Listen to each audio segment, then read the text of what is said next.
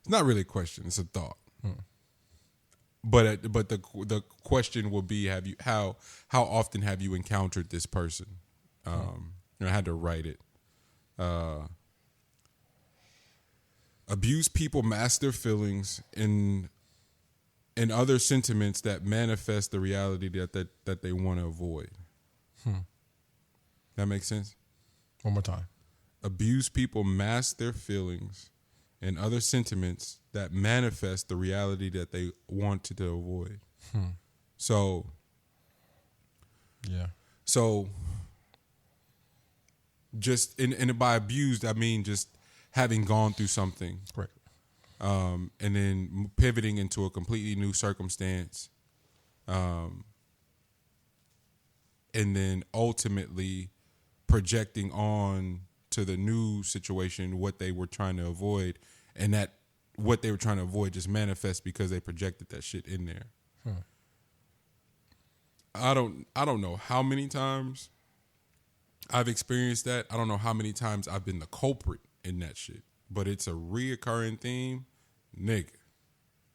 And the more you start to converse with people and start talking about experiences and shit, it's all rooted in this like paralyzing ass fear of not being seen ultimately.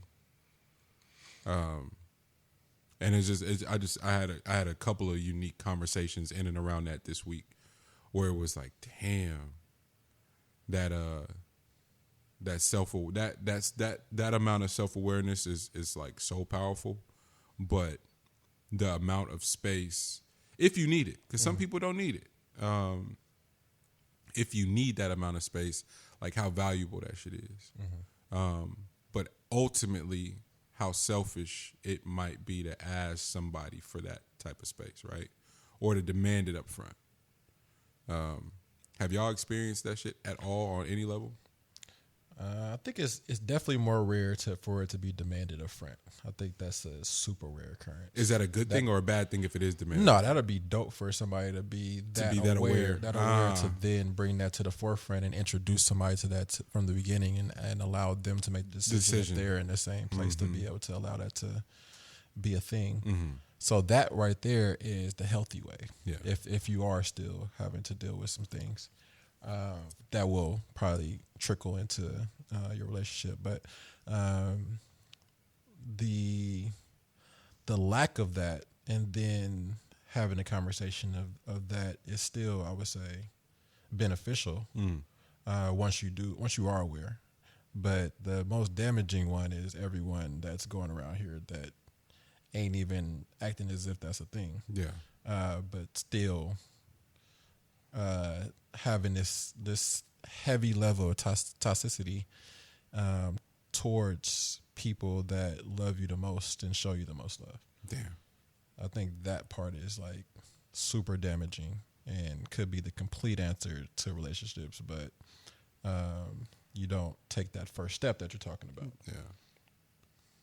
Of just being aware and communicating first. that. Yeah. First things first, just become aware. Just become aware. Just become aware. If you become aware to begin with, then from there, the natural progression is for you to present that to people. Somehow, some way.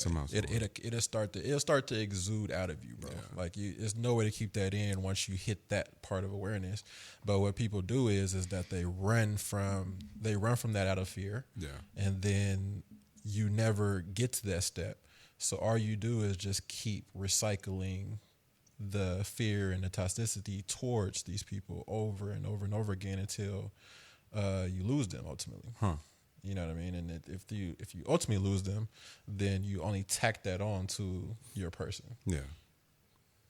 No, that it's a trip though, because it's like there are these special people, myself included though, that run the risk of never realizing the things that they're seeking, because of how likely we are to undermine it, right? Completely. And not even out of this like wild demonstrative sort of approach. It's subtle and really, really sneaky. And then it takes some catastrophic loss or some catastrophic experience to where you go, holy fuck, what just happened? Was I responsible for that? Like, nigga. That's definitely a stage. You know, I found it I find it fascinating, and want to continue to think about, process, and try to evolve past and evolve out of. And I don't know where it stems from, and I don't even know if that's a thing for people across the board. But it came up because watching that Bill Gates doc,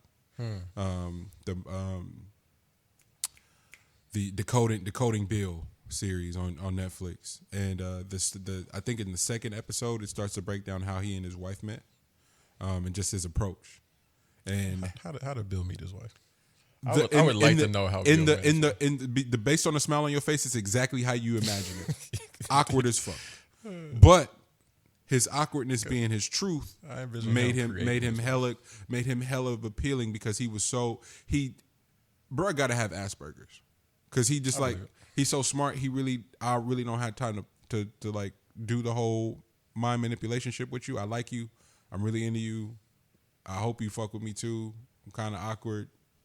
Bet. So it's so funny when he's explaining it and how they met. So there's a convention that that Microsoft is having. It's only 2 seats open. The CEO of the company is walking down to sit by himself, and it's just 1 seat open next to the pretty girl at the company who just got there. And he just sits next to her, sparks up a conversation, and asks her out, and she's like, nah, I got something to do. And then happened to run into her in the parking lot. And she's still just trying to curb, bro. Like, it's like, nah, like not at all. And so she's like, yeah, can we go out in 2 weeks? And she's like, 2 weeks? Like, that's hella far away in Mass Pacific. Call me the day before and see how you feel. Like, yeah, like, call me the day before. So she goes, that's not spontaneous enough, is what she said. And so she said she got home that night and got a call, and he was like, yo, is it spontaneous enough? Like, you know?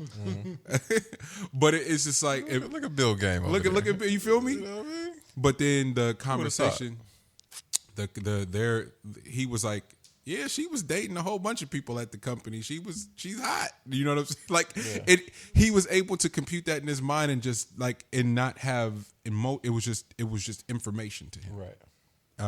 Makes sense. But then, Bill Gates or not, I found it fascinating that they could avoid, even with the success, the access, and the wealth, they too couldn't avoid him being way more committed to his work than he ever could be to a relationship. Like, not even they could avoid that shit. She's like, yo, I'm here alone with the kids. This shit is trash. I'm in this big ass house, like going through it.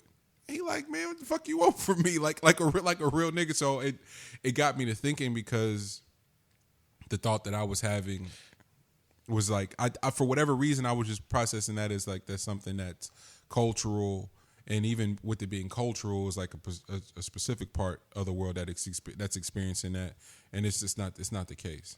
Everybody kind of goes through that.